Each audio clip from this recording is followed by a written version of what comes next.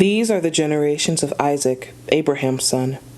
Abraham fathered Isaac, and Isaac was 40 years old when he took Rebekah, the daughter of Bethuel the Aramean of Paddan Aram, the sister of Laban the Aramean, to be his wife. And Isaac prayed to the Lord for his wife, because she was barren. And the Lord granted his prayer, and Rebekah his wife conceived. The children struggled together within her, and she said, "If it is thus, why is this happening to me?"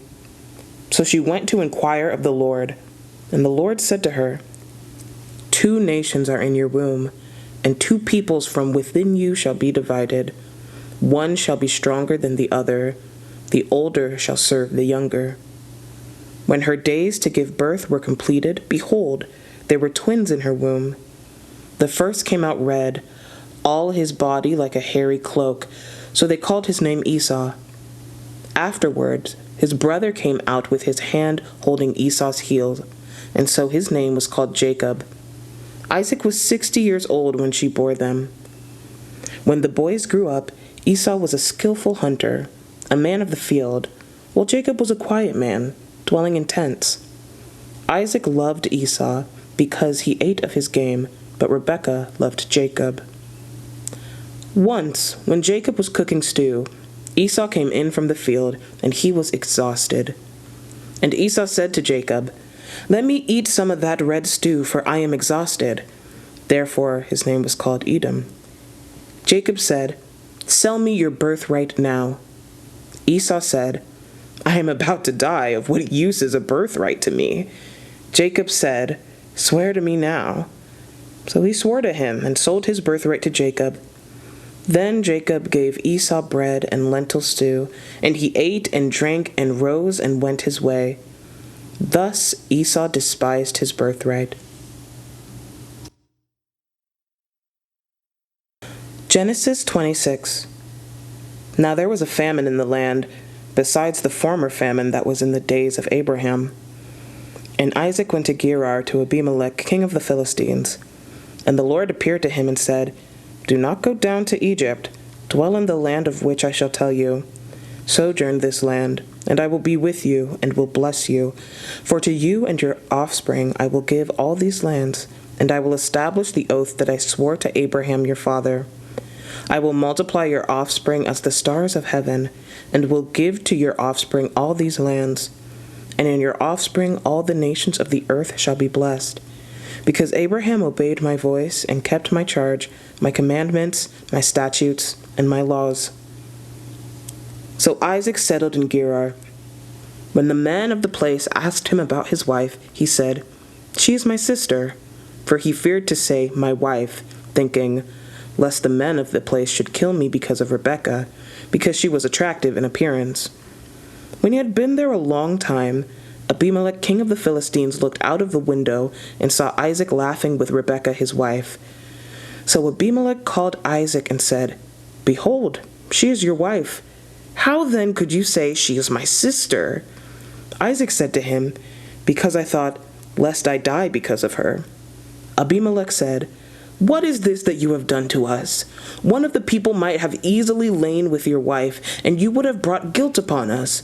So Abimelech warned all the people, saying, "Whoever touches this man or his wife shall surely be put to death." And Isaac sowed in that land, and reaped in the same year 100-fold. The Lord blessed him, and the man became rich, and gained more and more until he became very wealthy. He had possessions of flocks and herds and many servants, so that the Philistines envied him. Now the Philistines had stopped and filled with earth all the wells that his father's servants had dug in the days of Abraham his father. And Abimelech said to Isaac, "Go away from us, for you are much mightier than we." So Isaac departed from there, and encamped in the valley of Gerar, and settled there. And Isaac dug again the wells of water that had been dug in the days of Abraham his father, which the Philistines had stopped after the death of Abraham. And he gave them the names that his father had given them.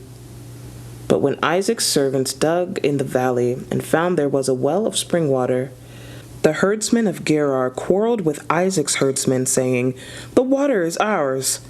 So he called the name of the well Esek, because they contended with him. Then they dug another well, and they quarreled over that also, so he called its name Sitnah. And he moved from there and dug another well, and they did not quarrel over it. So he called its name Rehoboth, saying, For now the Lord has made room for us, and we shall be fruitful in the land.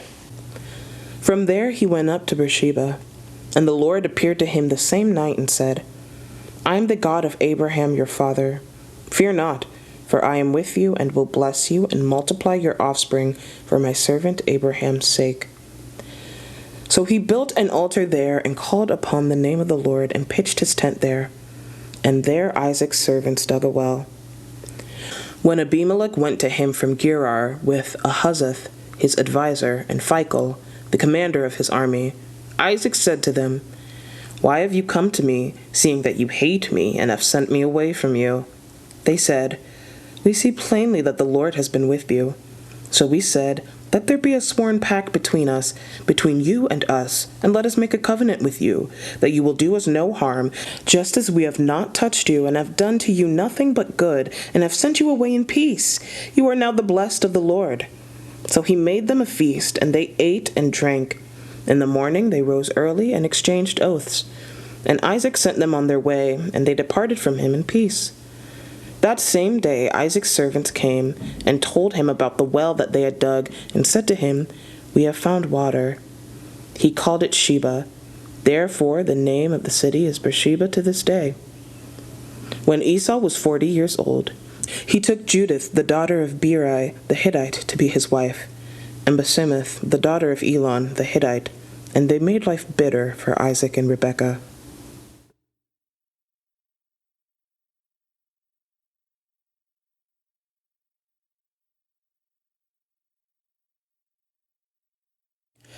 Psalm 17, a prayer of David. Hear a just cause, O Lord, attend to my cry. Give ear to my prayer from lips free of deceit. From your presence let my vindication come. Let your eyes behold the right.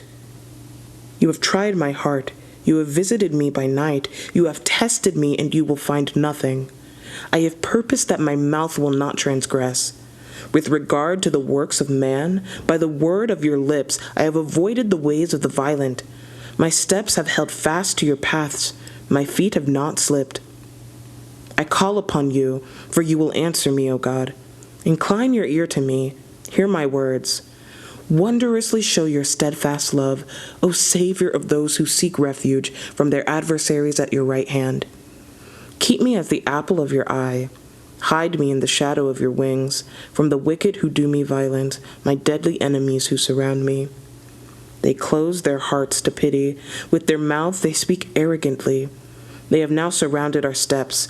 They set their eyes to cast us to the ground. He is like a lion eager to tear, as a young lion lurking in ambush.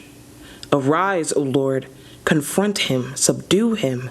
Deliver my soul from the wicked by your sword, from men by your hand, O Lord, from men of the world whose portion is in this life. You fill their womb with treasure, and they are satisfied with children, and they leave their abundance to their infants.